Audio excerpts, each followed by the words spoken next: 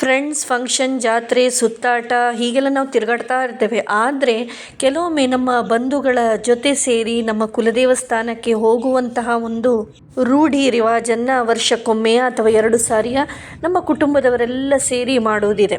So ಆ ಸಲುವಾಗಿ ನಮ್ಮ ಫ್ಯಾಮಿಲಿಯ ಒಂದು 10-12 ಜನ ಸೇರಿಕೊಂಡು ಇವತ್ತು ನಮ್ಮ ಕುಲದೇವರಾದಂತಹ ಶ್ರೀ ಶಿರಾಲಿ ಮಹಾಗಣಪತಿ ಮಹಾಮಾಯ ಈ ಒಂದು ದೇವಸ್ಥಾನಕ್ಕೆ ನಾವೆಲ್ಲರೂ ಕೂಡ ಜೊತೆಯಲ್ಲಿ ತೆರಳುತ್ತಾ ಇದ್ದೇವೆ. ಸೊ ಬೆಳಗ್ಗೆ ಎದ್ದುಕೊಂಡು ಬನ್ಸದಾಳಿ ತೊವೆಲ್ಲ ಮಾಡಿದೆ. ಅದರ ನಂತರ ಯಾಕಂತೇಳಿ ಹೇಳಿದರೆ ಸುಮಾರು ಒಂದು 5-5:30 ಒಳಗೆ ನಾವು ಹೊರಡದಿತ್ತು. ನನಗೆ ಹೇಗಪ್ಪ ಅಂತೇಳಿ ಹೇಳಿದರೆ ಏನು ತಿನ್ನದೆ ಹೋದರೆ ಒಂಥರ ವಾಂತಿ, ಒಂಥರ ವಾಕರಿಕೆ ಈ ರೀತಿ ಬಂದಾಗೆ ಆಗೋದು.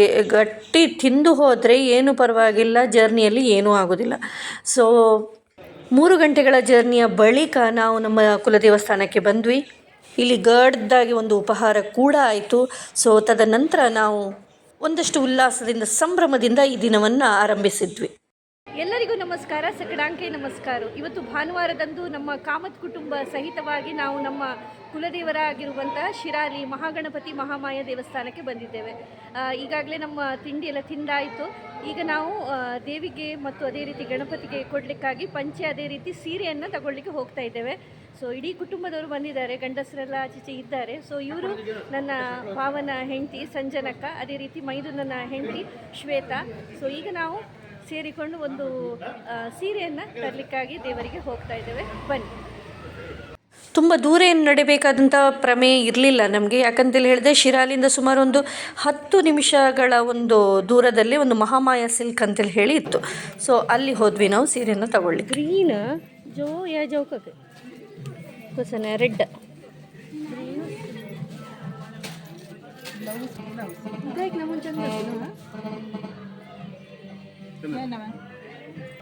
ಕಾಡಿತೆ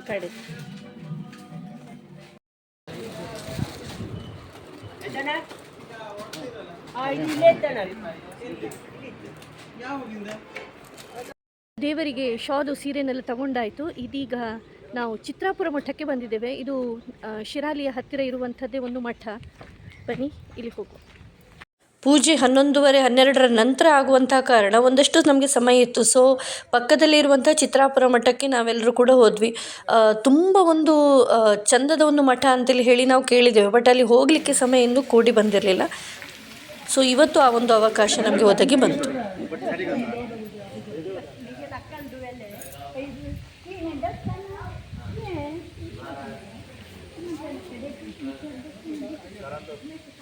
गाय दिसलं मका मस्त कडस ಇಲ್ಲಿರುವಂಥ ಗೋಶಾಲೆಯಲ್ಲಿ ಮೊದಲು ತುಂಬ ಗೋಗಳು ಇರ್ತಾ ಇತ್ತಂತೆ. ಆದರೆ ಇವತ್ತು ನಾವು ಬರುವಂಥ ಸಮಯದಲ್ಲಿ ಬಾಗಿಲು ತೆಗೆದಿರಲಿಲ್ಲ. ಸೊ ಅಲ್ಲಿ ಒಂದು ಕನಕನ ಕಿಂಡಿ ಆಗಿತ್ತು, ಅಲ್ಲಿಂದ ಗೋವುಗಳನ್ನು ನಾವು ನಿಲ್ಕಿ ಬಂದ್ವಿ. ಬರುವಾಗ ಈ ಒಂದು ಮರದಲ್ಲಿ ಆಗಿರುವಂಥ ಕಾಯಿ ನೀವು ನೋಡ್ಬೋದು. ಅದು ಜಾಯಿಕಾಯಿಯ ಅಥವಾ ಯಾವ ಕಾಯಿಯ, ನೆಲ್ಲಿಕಾಯಿಯ ಅಂತೇಳಿ ಹೇಳಿ ಸುಮಾರು ಡಿಸ್ಕಷನ್ಸ್ ಎಲ್ಲ ಆಯಿತು. ಸೊ ಯಾವ ಕಾಯಿ ಅಂತೇಳಿ ಹೇಳಿ ಕಡೆಗೂ ನಮಗೆ ಗೊತ್ತಾಗಲಿಲ್ಲ. ಸೊ ಫೈನಲಿ ನಾವು ಗೂಗಲಲ್ಲಿ ಅಥವಾ ಹಾಕಿ ಒಮ್ಮೆ ಸರ್ಚ್ ಮಾಡೋಣ ಅಂತೇಳಿ ಹೇಳಿ ಆಯಿತು. ಗರಂ ಮಸಾಲ ಗಲ್ತಾ ಪಳ್ಕೋ, ಗರಂ ಮಸಾಲ ನಿಗಲ್ತಾ आणि कळणी कसं नाही सुकून येते ब्राऊन कलर अंगल उंबळत सಲ फेण येते त्या नाही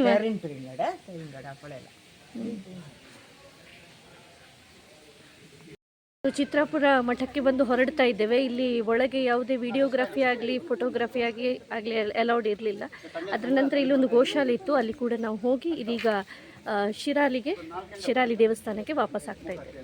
ಎಲ್ಲರ ಜೊತೆಯಲ್ಲಿ ಒಂದು ಫ್ಯಾಮಿಲಿ ಫೋಟೋವನ್ನು, ಒಂದು ಸೆಲ್ಫಿಯನ್ನು ಕ್ಲಿಕ್ಕಿಸ್ಕೊಳ್ಳುವ ಅಂತೇಳಿ ಹೇಳಿದರೆ ಕೆಲವರಿಗೆ ಫೋಟೋ ಅಂತೇಳಿ ಹೇಳಿದರೆ ಆಗೋದಿಲ್ಲ, ಕೆಲವರಿಗೆ ಅಲರ್ಜಿ, ಇನ್ನೂ ಕೆಲವರಿಗೆ ಬೇಡ ಮತ್ತೆ ತೆಗೆಯುವ ಅಂತೇಳಿ ಹೇಳಿ ಹೋದರು. ಸೊ ಫೈನಲಿ ಬಂದ ಒಂದಷ್ಟು ಜನರ ಫೋಟೋವನ್ನು ಜೊತೆಯಾಗಿ ತೆಗೆಸ್ಕೊಂಡ್ವಿ.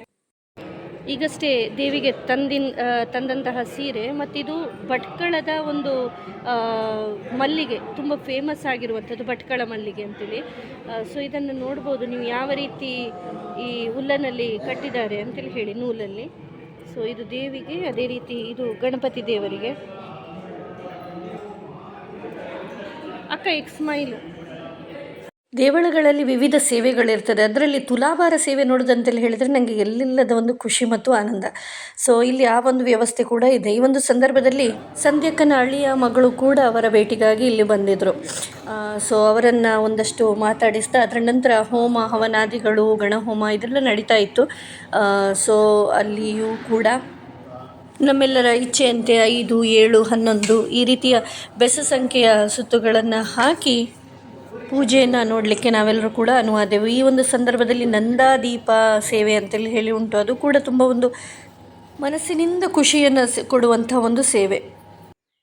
ಈ ಒಂದು ಹಚ್ಚಿದ ದೀಪವನ್ನು ಪೂಜೆಯ ಸಮಯದಲ್ಲಿ ದೇವರ ಗುಡಿ ಹತ್ತಿರ ಇಟ್ಟು ಆರತಿಯನ್ನು ಮಾಡುವಂಥ ಒಂದು ಕ್ರಮ ಇದೆ. ಸೊ ತದನಂತರ ನಾವು ದೇವಸ್ಥಾನಕ್ಕೆ 2 ಸುತ್ತನ್ನು ಬರ್ತಾ ದೇವಸ್ಥಾನದ ಒಂದು ಸುತ್ತಿನಲ್ಲಿ ಏನೇನು ಇದೆ ಏನೇನು ಆಗ್ತಾ ಇದೆ ನೋಡುವ ಅಂತೇಳಿ ಹೇಳಿ ಬಂದ್ವಿ. ಆ ಒಂದು ಸಮಯದಲ್ಲಿ ತುಳಸಿಯನ್ನು ಮಾಲೆ ಮಾಡುವಂಥ ಒಂದು ಕಾರ್ಯ ಕೂಡ ನಮ್ಮ ಹಿರಿಯರು ವಹಿಸ್ಕೊಂಡು ಅದನ್ನು ತುಂಬ ಶ್ರದ್ಧಾಭಕ್ತಿಯಿಂದ ಮಾಡ್ತಾಯಿದ್ರು. ತುಳಸಿ ಅಂತೇಳಿ ಹೇಳಿದರೆ ಖಂಡಿತವಾಗಿಯೂ ದೇವರಿಗೆ ಒಂದು ಪ್ರಿಯವಾಗಿರುವಂತಹ ಒಂದು ವಸ್ತು ಅಂತೇಳಿ ನಾವು ಹೇಳ್ತೇವೆ.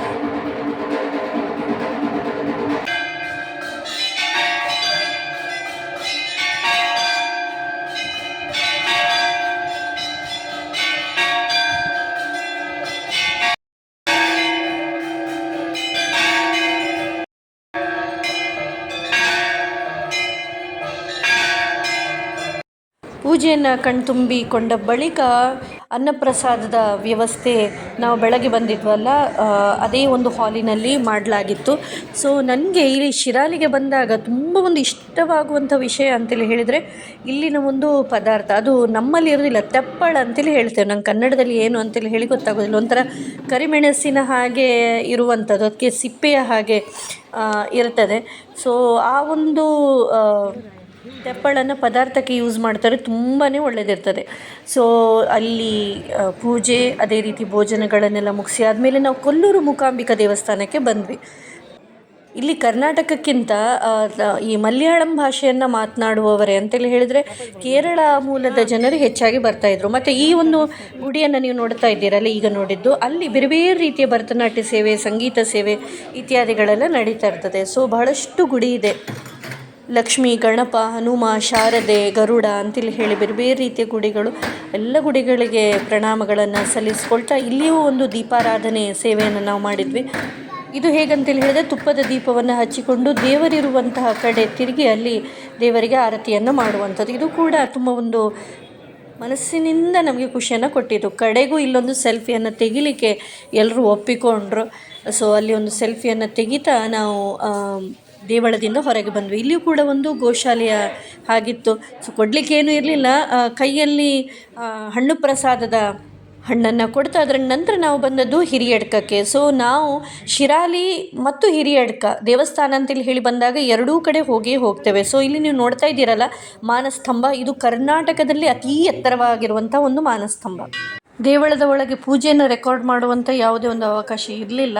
ಸೊ ಇಲ್ಲಿಗೆ ನಮ್ಮ ಟೆಂಪಲ್ ರನ್ ಮುಗೀತು. ದೇವರು ನಮ್ಮೆಲ್ಲರಿಗೆ ಒಳಿತನ್ನು ಮಾಡಲಿ ಅಂತೇಳಿ ಹೇಳಿ ಕೇಳ್ಕೊಳ್ತಾ ಇಂದಿನ ವ್ಲಾಗ್ಗೆ ಪೂರ್ಣ ವಿರಾಮವನ್ನು ನೀಡ್ತಾ ಇದ್ದೇನೆ. ಎಲ್ರಿಗೂ ಕೂಡ ನಮಸ್ತೆ.